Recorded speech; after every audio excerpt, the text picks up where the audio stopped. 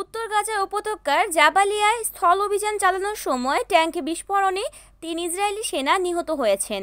সোমবার এ ঘটনা ঘটে। সেনাবাহিনী জানায়, নিহত সেনারা হলেন staff sergeant Shoham Menahem, sergeant Shlomo Yakir Shem এবং সার্জেন্ট ইউলি ফ্যাক্টর।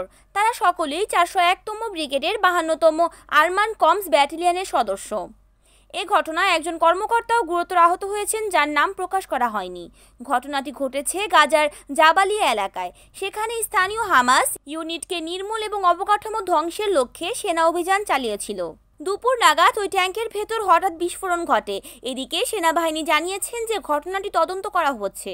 সোমবার এক বিবৃতিতে ফিলিস্তিনের সংগঠন হামাস জানিয়েছে, ইসরায়েলি প্রধানমন্ত্রী বেনিয়ামিন নেতানিয়াহু গাজা যুদ্ধবিরতি নিয়ে কোনো চুক্তিতে পৌঁছাতে চান না।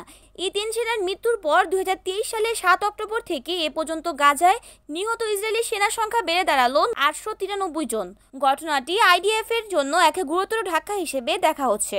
গাজার ধ্বংসস্তূপে হামাসের আত্মগোপন ও আক্রমণ কৌশল ইতিমধ্যে ইসরায়েলি বাহিনীর জন্য কঠিন চ্যালেঞ্জ তৈরি করেছে।